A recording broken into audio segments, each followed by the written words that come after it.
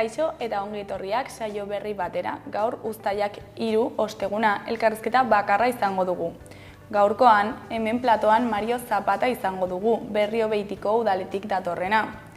Berriobeitiko udalak beka bat antolatu du etxe zaharren izena berreskuratzeko eta deialdia jada irekia dago. Beraz, berarekin honen inguruan arituko gara. Baina elkarrizketa honekin hasi baino lehen goazen gure betiko edukia ikustera.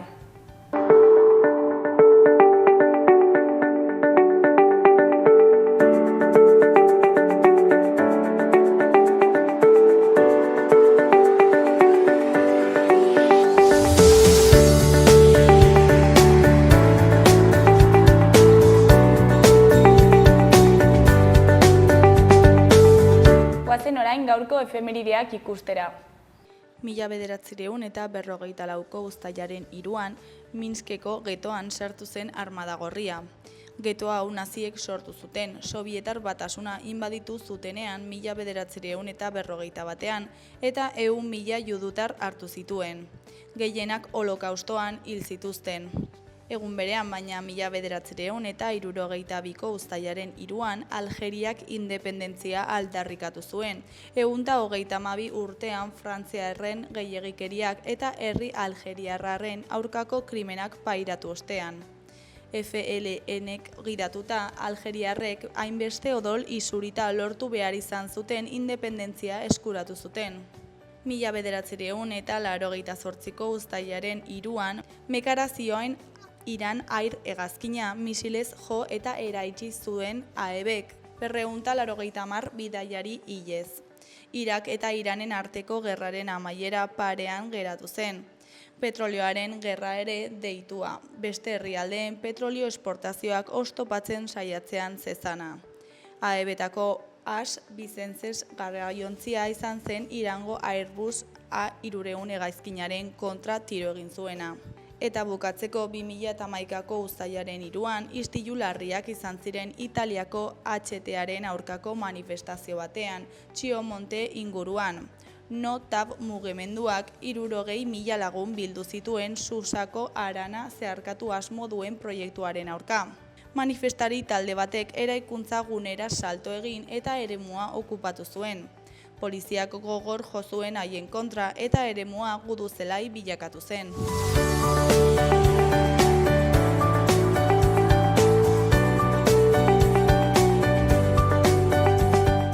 Ikus dezagun gaurko egunkarien azalek zer dioten.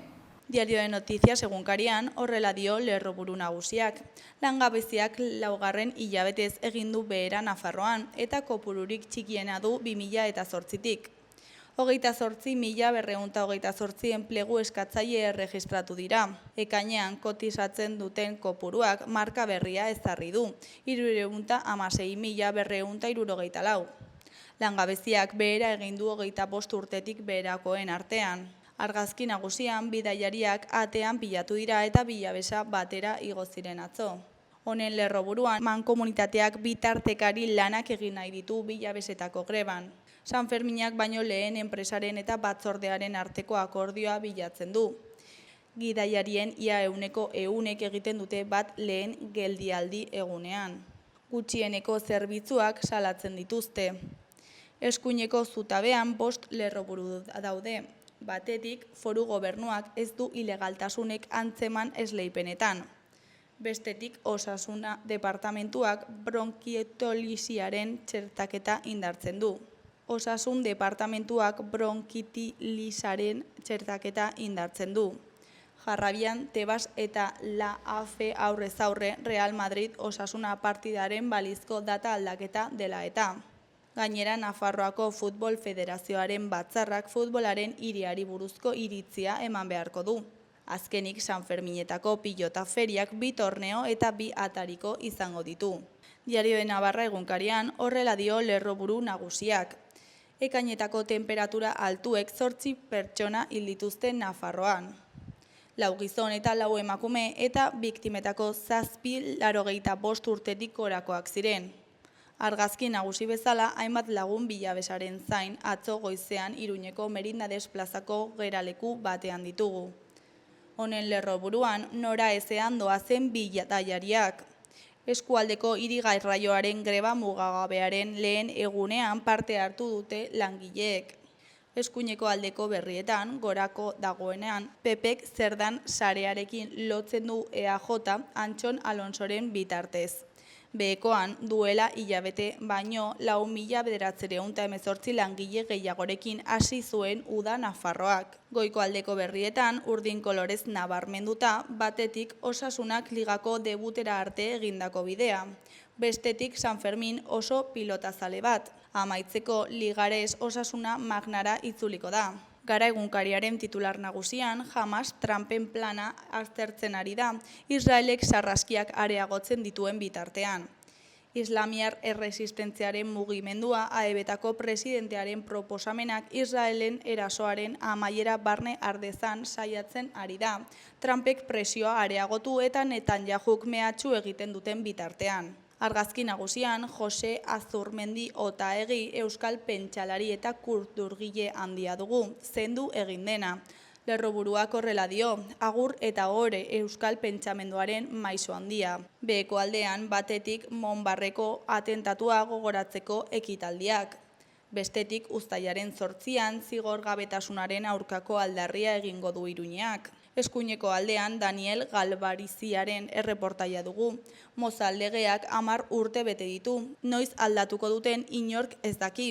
Berriaren argazki nagusian Jose Azurmendi dugu, zendu egin dena. Lerroburuan nazio baten filosofoa irakur dezakegu. Beheko aldean nabarmentzen den lerroburuan eskola indarkeria ikertu duen batzordearen iritziz Frantziako estatuak akats nabarmena egin du. Betarramgo eskola katolikoko kasua eta antzekoak aztertu dituzte parlamentariek. Behean dauden gainontzekoetan, batetik Bilbon gizon bati barrabiletara tiro egin zion ertzaintza identifikatu dute. Bestetik langabezia jeitsi eginda ekainean, baina afiliazioaren igoera eten. Jarraian, berotegi gazen isuriak 180 murriztu nahi ditu Bruselak 2040erako. Azkenik, bortxa matxistaren biktimen Arabako zentroko murrizketak salatu dituzte. Euskal Herri Irratiari dagokionez, titular nagusian, herritarrei ulermena eskatzen diegu, oinarrizko zerbitzu publiko bat duintzeko borrokan ari gara. Bilabesetako gidarien lehen greba egunak 100% jarraipena izan du. Gaur ere, ohi baino autobus gutxiago dabil kaleetan eta ari direnak ohi baino beranduago iristen dira geltokietara. Denon zerbitzua da hau eta denon interesetako eta gidariek lan baldintza onak izatea. Azaldu du Euskal Herria Irratian Lab sindikatuko Ilargi Angulok. Eskuineko berrietan, goiko aldean dagoenean, espazio publikoak okupatzera dei egin dituzte emakumeak San Ferminetan. Indarkeria sexistaren aurkako plataformak, Peinen Federazioak eta Iruñerriko mugimendu feministak agerraldia egin dute jai eremuetan gertatzen diren eraso sexistak bukatzeko egindako berrikuntzak aurkezteko. Protokoloa eguneratu dute. Bihar gauean egingo dute mobilizazioa Baratxurien plazatik eta uztailaren 11an feministok fest antolatu dute. Beheko aldean dagoen berrian, San Ferminetan ere sexu harremanak goxo-goxo. Jaietan sexu harreman seguru osasuntsu eta berdintsuez gozatzeko kanpaina martxan jarri du aiesaren aurkako komisioak Peinen Federazioarekin batera. 30.000 preserbatibo banatu dituzte peina, taberna eta jai guneetan.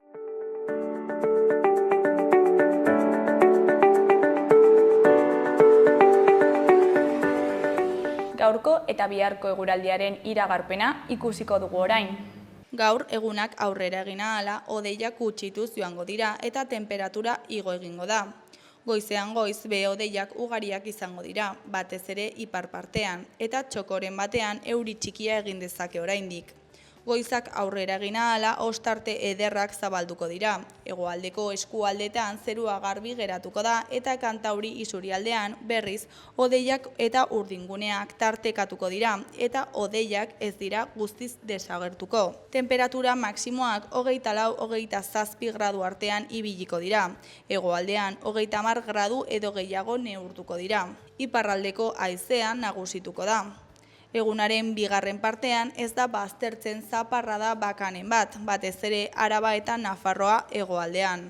Ostiralean tenperaturak goranzko bideari jarraituko dio eta giroa eguzkitsua izango da orokorrean. Ostarteak zabalak izango dira ia egun osoan eta horri esker temperatura maksimoak igo egingo dira berriro.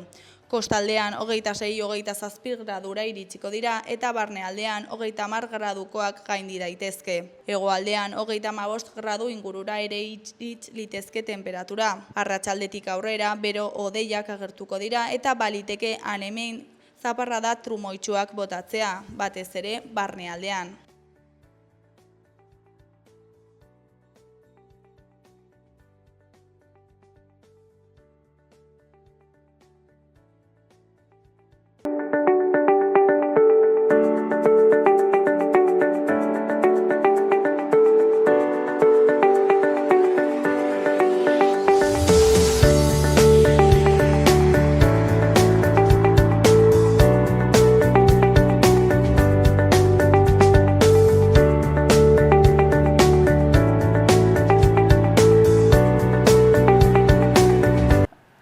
Kaixo, lehen aipatu egun bezala, orain Mario Zapatarekin gaude, Berrio Beitiko udaletik datorrena. Kaixo, zer moduz? Bueno, zongi. Berrio Beitiko udaletik beka deialdi bat luzatu duzu, ezta? Etxe zaharren izenak berreskuratzeko helburuarekin. Bai. Eta, zertan datza beka deialdi hau? Bai, beka honen atzean badago urtetan, gure bizilaguna izan zen Joseba Gil elkarteko bizilaguna. Urte luzez aritu zen bere kabuz gure udalerrian dauden etxe zaharren inguruko informazioa biltzen, historia, bera arkitektoa zen, orduan oso interesatu zegoen batetik etxeen nolaitzen dezagun arkitekturarekin, baina bereziki bere historia eta bera oso lotuta zegoen euskararen munduarekin eta bere helburua bazen bereziki lan honekin nolabait berreskuratzea etxe zahar horiek guztien izenak, ez? Orduan urte luzez aritu zen poliki materiala biltzen, artxibotan ikertzen eta bere helburua bazen honekin guztiarekin liburu bat argitaratzea eta poliki joan zen osatzen lan hori, baina duela urte gutxi batzu bera hiltzen eta lana bukatu gabe gelditu zelarik aurkitu genen hor bagenukan altxor bat, urtetan bildutako informazio pila bat gure herrietako etzen inguruan, eta beka honen helburua da lan horri nolabaiteko jarraipen bat ematea, ez? Ez dakit, gure udalerria batzutan nik uste nahiko ez ezaguna da, izango nuke Iruña herrian dela udalerririk ezagunena, ez?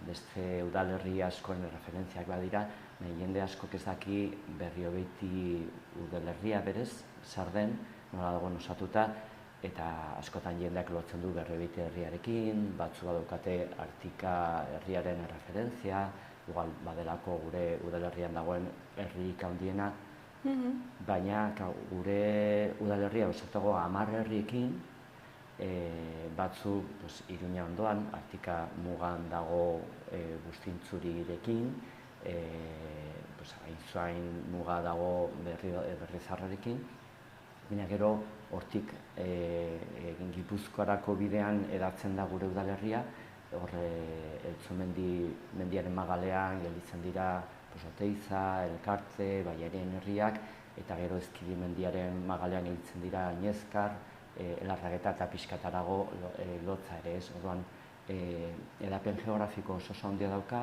herri asko dira, herri oso zarrak, eta Iruñetik 10 minutura dauden herritxoak izanik kriston altxor arkitektonikoa eta historia eta euskararekin lotutako elementu asko. Orduan, esan dezakegu ere helburuetako bat ikusgarritasuna ematea dela?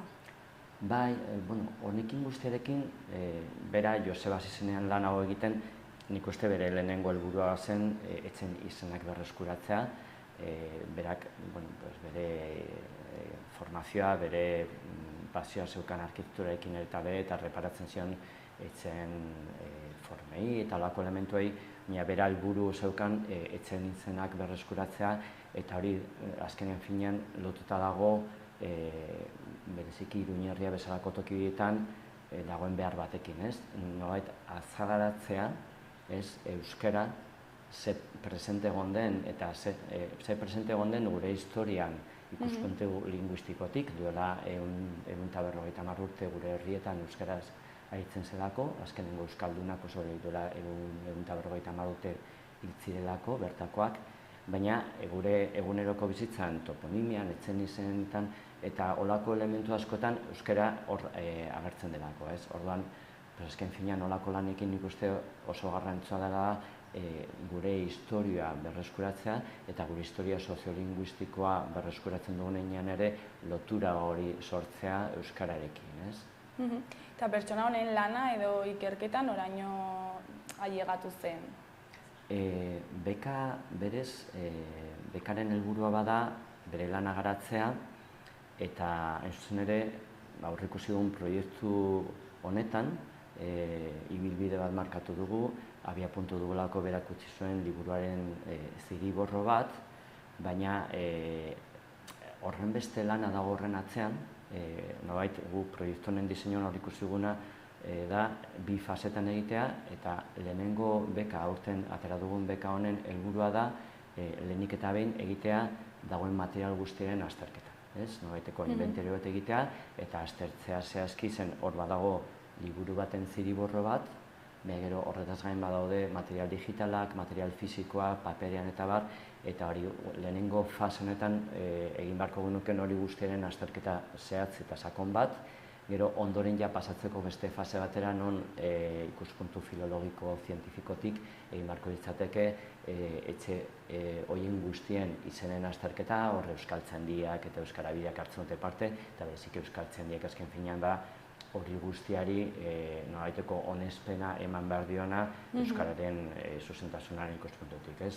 Zen hor dago bat gaur egun mantentzen diren izenak, edo duela gutxi arte herri horietan egon diren etxe horien izenen referentziak, baina gero bestetik dago etxe horien historia, askotan artxibotan aurkitzen ditugun paperak 1700, 1600, urte luzez egon dira erreferentzia jasotzen artxibotan etxe horien inguruan, eta orduan batzutan agertzen da etxe baten izenan gaur egun, ez dakit izan dezagun goiko etxea dena, agian duela 2-3-4 mende bazuela beste izen bat, edo izan dituela mendeetan zehar izan dituela aldaketak, ez? Orduan hor bilketa lan horretan bai egiten da gaur egungo etxe horien izenen referentzia mantendurik ere biltzea ere historian zehar egon diren etxe horien guztien izenak, ez?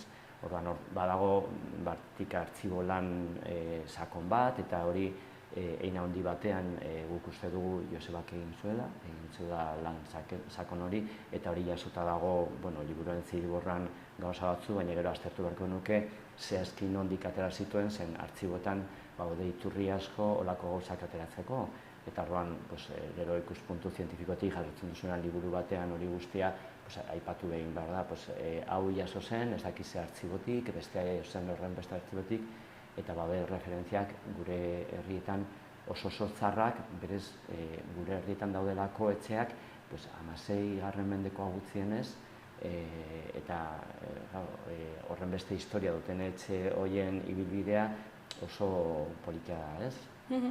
Eta beka deialdi honetan, ezakit nork parte hartu dezake, ze klaro ikerketa hain sakonea egiteko, ez? Bai, beka honen lehenengo fasea guk aurreikusi duena izan den dela oso lan dokumentalista, ez? Ez da horren beste filologo baten ikuspuntutik egin behar den lana hizkuntzarekin lotutakoa edo, gehiago dela, bai formazioz edo pasioz historia dokumentalista, izaera daukan pertsona baten ikuspuntik interesgarria zaintekela azken finean delako material guztien azterketa ikustea zer dagoen bilduta, zer dagoen digitalean, zer dago paperean, nondik hartu diren referentziak baldin badago begiramen liburuaren zirriborroan agertzen da, etxe honen izenean ez dakize historia agertzen den artxiboekin lotutakoa, azken finean bilatu behar da nondik atera diren referentzia guztiak, aber paperan dauden, ez? Lehenengo fase honetan, esan dezagun ez dela ezinbestekoa berrezko esatea filologo bat, esan dezagun, beste profil bat izaten alduen pertsona asko nik uste interesa izaten dutela horretan, ez? Eta azken finean da lan mugatua, dagoen material guztien azterketa, ez? Gero ondoren, duen urtean, datorren urtean aterako genuken beka berri batean, hori sartuko ginateke beste lan sakonago batean non euskaltzenderekin, euskarabiderekin elkarlanean bilatuko genuke azken finean izen ikuspuntu zientifikotik onespena eta berrespena, ez? Eta orduan, izan daiteke pertsona bat ere ibilbide osoa egitea, edo norbaitek igual oain hartzea eta lehenengo fase honetan bakarri lan dokumentalista hori egitea, eta gero ondoren bera edo beste pertsona bat egitea, beste lan bat zehazki lotuta dagoela filologiarekin, ez?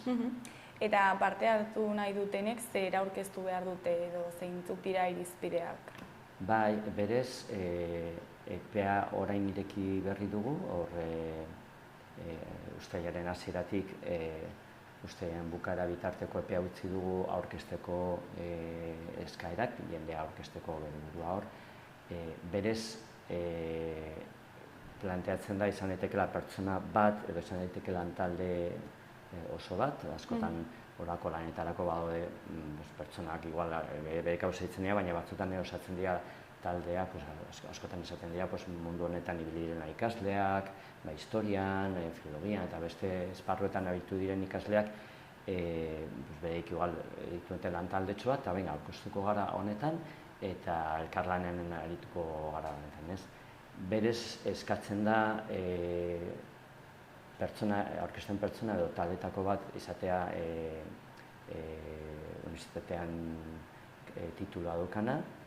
Ez da ezinbestekoa esan dut hori baloratuko dugu aurkeztu balitz pertsonaren bat berez olako titulurik ez daukana, baina ibilbidea daukana mundu honetan egin dutulako beste azterketak edo beste lan batzu estimoletakoak hori ere ontzat eman genezake, baloratzen da euskararen ezagutza, alegia euskararekin lan egin behar duen pertsona izanik, ezinbesteko da aurkezten pertsona, lan taldeko pertsonaen bat izatea ega titula daukana, C bat titula daukana, eta gero bai baloratzen da, baina egin txiki batean bertako biztanle esatea, esan gu horrekin egiten dugu irizpide batzu puntuka, baloratzen den gehiago, esatea karrera daukana, doktoregoa daukana, eta bai, baten zaio aukera bertakoa izateari emateko puntutxo bat, baina ez da ezinbestekoa eta ez da ere gehiagi baloratzen, ez?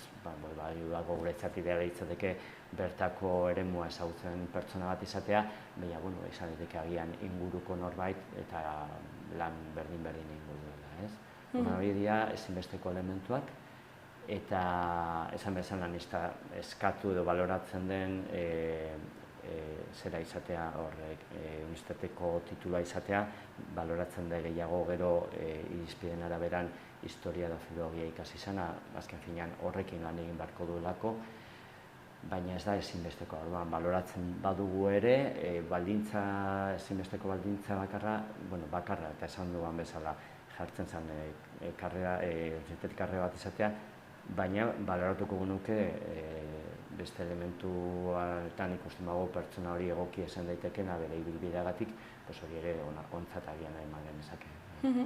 Eta gero, pertsona bati edo talde bati beka eman ostean, markatu dituzue jarraipen epe batzuk, edo helburu zehatz batzuk bete behar direnak? Bai, hor esan bezala, gure helburua da beka honen deialdiarekin nahi duguna da aurten egitea material horien guztien inventarioa eta azterketa gero ondorengo fasera pasatzeko, eta orduan horrekin markatuko irizpide batzu jarriko nioke lana egingo duen pertsona edo pertsonei, ez?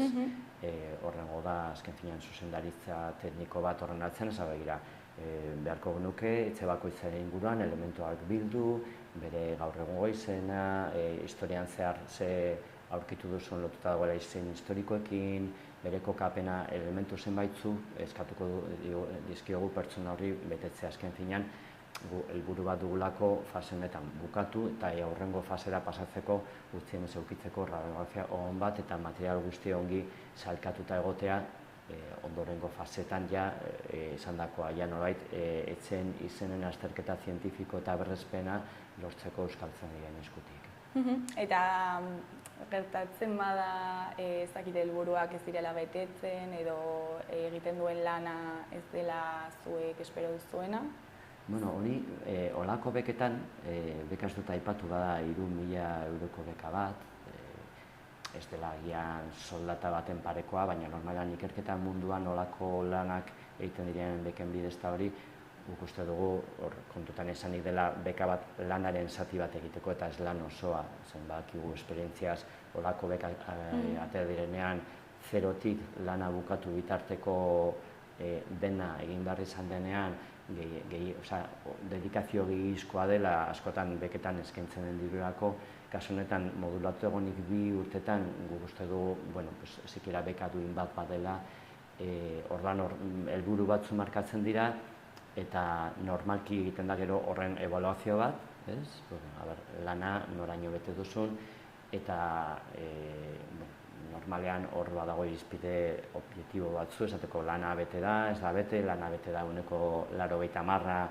zeuneko egun, eta kasu egiten, hor azken finean ebaluazio hortatik, lana bete bada, edo gutxi gora bete bada, ontzat ematen da, beka kobratzen du pertsona horrek, ikusten bada pertsona eta aurkeztu dela, ez duela gainera asko lanik egin, azken finean beka horietu guztietan dagoen baldintza da, ez baduzu lana egin, beka bueltatu behar duzu. Normalean egiten da 2 ordainketa, bat hasieran eta bestea bukaeran, eta normalean pertsona horrek sinatu behar du konpromiso bat lana betetzeko. Eta ez badu betetzen, dirua bueltatu behar du, baina normala da. Beketan horra da normalean funtzionamentua da. Eta parte hartzearen aldetik zer moduz ikusten duzue? Ireki berri da, aste honetan egin dugu deialdia edatu, saiatu gara edatzen bai gure hedabide propietatik, baina baita ere Euskaltzaindia, Euskarabide honetan koordinatzen ari gara bereiekin, eta baita unibertsitateko hainbat irakasle daudela historia eta Euskararen azterketarekin lotuak, orduan bereiekin ere koordinatu dugu hau guztia edatzeko, nolabait mundu honetan ibiltzen diren pertsonen artean, bai filologia, bai olako lanak beste herrietan egin duten pertsonen artean, orduan pentsatu nahi dugu, egongo dela norbait interesaturik, hemen Iruñerrian ez, baina hemendik ez oso urruti egin ziren 2 lan estilo honetakoak, bat Etxauri Ibarren, eta beste bat Ibarren ere, Oio Ibarrean ere, uste dut, bigarren egin zela ere, eta hor egon zen pertsona batzu lanean aritu zirela ere, eta pertsona hori badakit ere jaso dutela honen gonbidapena, eta pentsatu nahi gu, egongo dela pertsona bat intzeratorik. Normalean, bekatan aurkezten diren pertsona dira, ezken finean, unibertsitatea karrera bukatu berri dutenak, edo oraindik bukatzear daudela mundi honetan pixkat bere burua garatu nahi dutena eta nahi dutena pixkat ere ikerketa fase horietan hasi. Gustatuko litzaioke esatea hemen inguru hau ezagutzen duen pertsonaen bat, baina azken finean irekita gaude eta norbait entzute bali badago pozik. Eta zahar-etxe hauek, etxe zahar hauek, kokatuta daude 10 herrietan zehar, edo badaude herri berriago batzuk eta bertan ez dago ikerketa egiten? Gure realitatea zuritzea da, lehen aipatu dut, Berribeti izanen dela Iruñerriko udalerririk ezagunena, eta nik nire abia puntua da, jendeak segurazki ez dakiela ere zenbat herri dauden gurean, zen Berribeti aipatzen da, baina horren atzean 10 herri daude. Horietako batzu dira 13 biztanleko herri bat, ezatuko daukagu, elkarte. Hor, etxe kopuru txiki-txikia da, baina etxe historiko oso polikiak daude. Eta gero parean daukagu, parean zen dute beste realitatea dugu Artika. Gure udalerrian 8.000 biztanlera oraindik ez gara iritsi, eta horietako ia 5.000 daude kokaturik Artika-herrian. Eta Artika-herrian, gainera, ez herrian, hor nolabait, Ezkabaren magalean ezagutzen dugun Artika horretan, baizik eta Artika berri auzoan. Eta hori zonalde hori guztia berria da, etxe berria dira, eta hori da gure beste realitatea. 13 herritako herri txiki bat, eta 5.000 biztanleko herri handi bat, non auzo bat, da erabat berria, baina gero, egia dena da, herri guztietan daudela etxeak. Esan hau, errealitate ezberdinak izanik ere gaur egun, badokagu herri horietan guztietan alde zarrak edo zonalde zarrak, eta guztietan Artika barne, Artikan esateako baitu etxe zar herrian oso interesgarri, badokagu jauregi moduko bat, baditugulako gure herrietan baitugu gutxienez, Artikan hori jauregi txurasko bat badokagu, baina badokagu beste bat Ainzuainen, Oronsopeko zera jauregia, badokagu beste bat Berriogoiti, badokagu beste bat Berriogoiti, baitugu etxe oso zarrak, eta horietako batzu gainera jauregi izandakoak, eta guztietan daude olako etxeak. Eta 10 herritan sakanatu dago, une honetan Joseba Gilek egin zuen hasierako lan horretan zentsaturik daude 235 etxe zer, etxe berri asko egonen dira, baina etxe zarrak noraiteko historia, ibilbide historiko daukatenak eta olako 235, horregatik lan volumen handia da. Ez da, herritxo batean daudela kokaturik horrezan egoto 20-40 etxe, ez baitu oso sakabanatutak, eta herri guztietan daude oso etxe interesgarri. Eta gaina ikuspuntu, Euskararen ikuspuntutik arinez berezik, baina ikuspuntu arkitektonikotik etxe zoragarri daude. Ezakite aukera izan duzuen olako etxeak ikusteko, baina batzu benetan dira zoragarriak. Eta daude, hori, Iruñetik 10 minutura zen gure edapena da, hori, Irurtzenako bide horretan dauden herri horietan guztietan, azken fina da, Gipuzkoako torbide hartu eta albo batera zein besteran daude gure udalerriko herriak, eta zinez, askotan ikusten duzunan herri horietan sartzen zara, edo zein horretan, bai, elkarte aipatu oso txikia delako, baina ondondako teitza oso etxe politikekin, mira gero sartzen baleza Niezkarren, Larragetan, daude etxe batzu, askotan pentsatzen, pentsan ezaken Nafarroako ez daki ze mendialdeko zonaldean dagoen, zen etxeen egitura eta hori oso lotuta daude nekazaritzarekin, zen herri guztiak dira berez jatorriz nekazariak, eta herri horietako askotan badago jendea nekazaritzatik bizi dena, eta nekazaritza gaina estensiboak, eta hor daudelako zereal, lur asko, eta orduan oso lotuta daude horrekin ere, etxeen egitura oso lotuta dago beren historiarekin. Gonbidapena luzatzen dugu ere, norbaitek joan nahi duen etxe horiek ikustera. Bai. Nik uste hori Euskararen ikuspuntutik nik bereziki hori da azken finean agerian jarri nahi duena, baina esango nuke horri jende askorentzat paseo bat ematea gure herrietatik, gainera bago pistak, hor dago plazalako bidea eta hori, eta izan ditekeela kriston deskubrimentua. Eta ikerketa behin bukatuta dagoela, fase guztiak egin direla, eta udaletik zer pentsatu zu egitea informazio horrekin edo ikerketa horrekin? Bai, gure lehenengo helburua litzateke, fasea bukatuta horrengoan lortuko genuke euskaltzen diren azterketa zientifikoa, onespena eta hori, eta horrekin egin beharko duguna baloratu nolako edapena eman material hori guztiari, ez?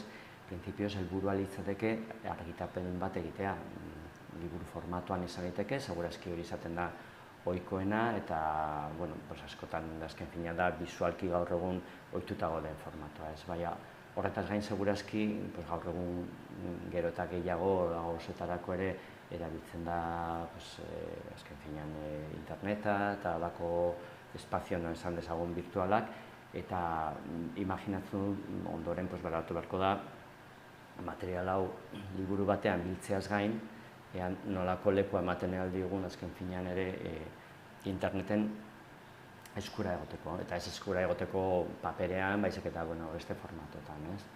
Orduan, supotzen du, hor liburua ateratzen baldin bada, udalaren webgunean egongo da segurazki eskuragarri toki askotan, baina pentsatu nahi dut, etorkizunera begira baloratu beharko gula ere olako formulak erabiltzea, ez?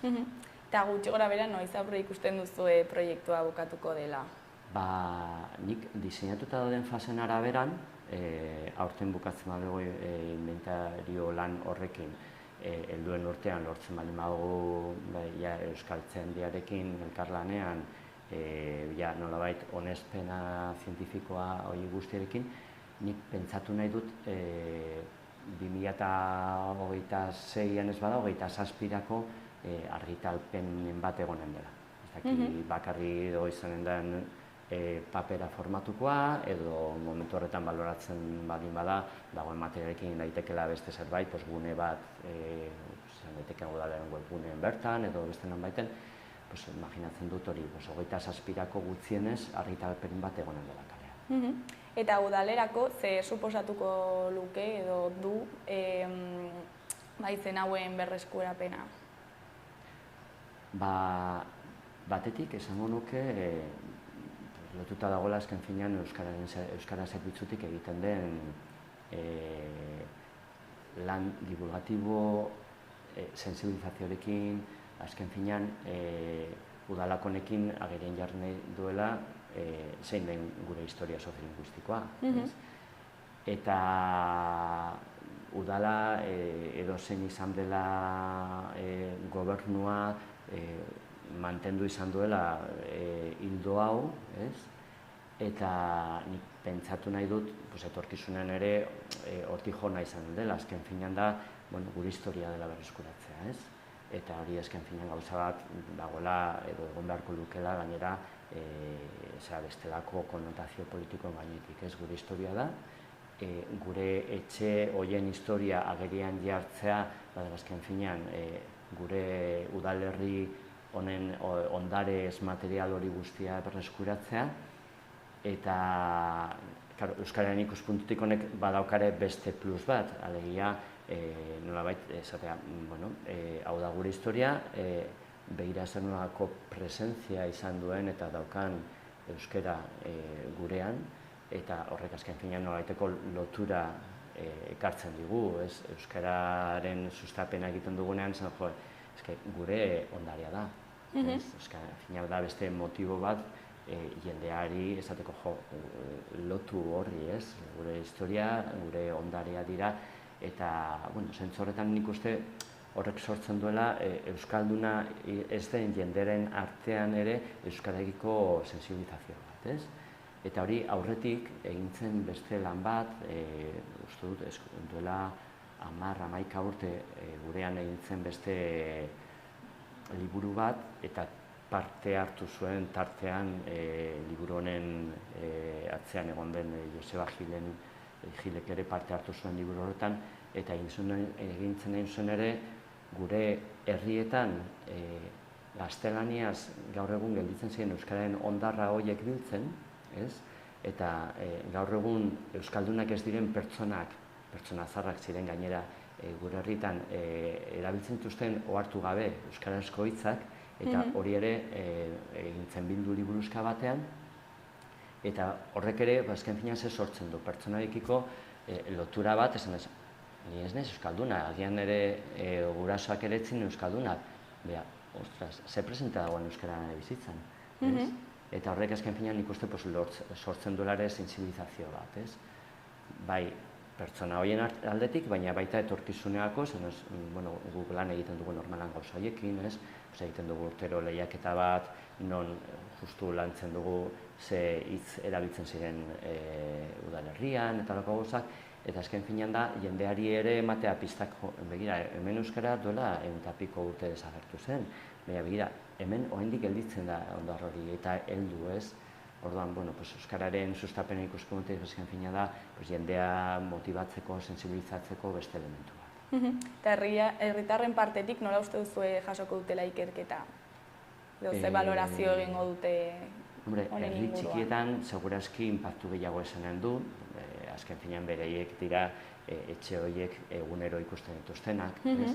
Eta bereientzat, azken finean ikustea, etxe honetan, gaur egun horrela ezagutzen dugu etxe hau, baina etxe honetan zer nolako ibilbide egin den izen ikuspuntutik, eta ezagutzeagian elementu batzu dut daudela etxe horien historiaekin, bereien artean izan den dela oso gauza polita, ez? Are gehiago, duela 4 urte, zalantzan hau 3 urte, justu Joseba Gil Iraurretik egin zuen Berriogoitiko etxeen aurkezpen bat herrian, eta sekulako jakimina piztu zuen. Jende pila bat agertu zen aurkezpen horretan, eta jendea zegoen apasionatuta zen, ez da etxe hau, eta honen, ez nekien etxe honek horren beste urte zituenik, edo izan zela ez dakit zeinen etxe bizitza.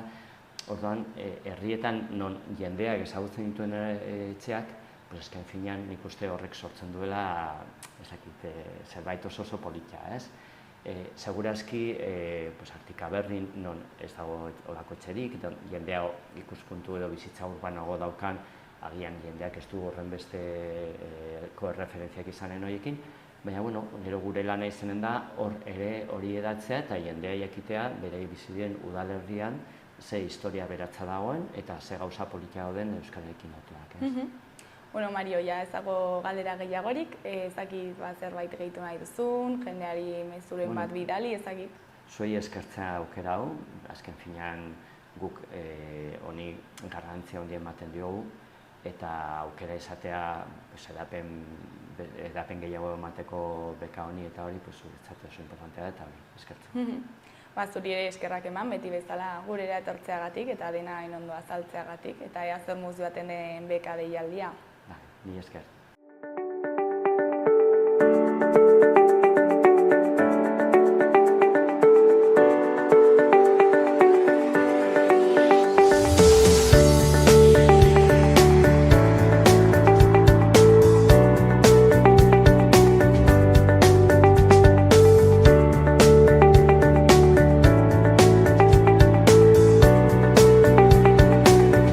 Gaurkoz, hau izan da dena, bihar ostirala itzuliko gara eduki eta elkarrizketa berriekin. Mila esker zuen arretagatik, bihar arte, agur!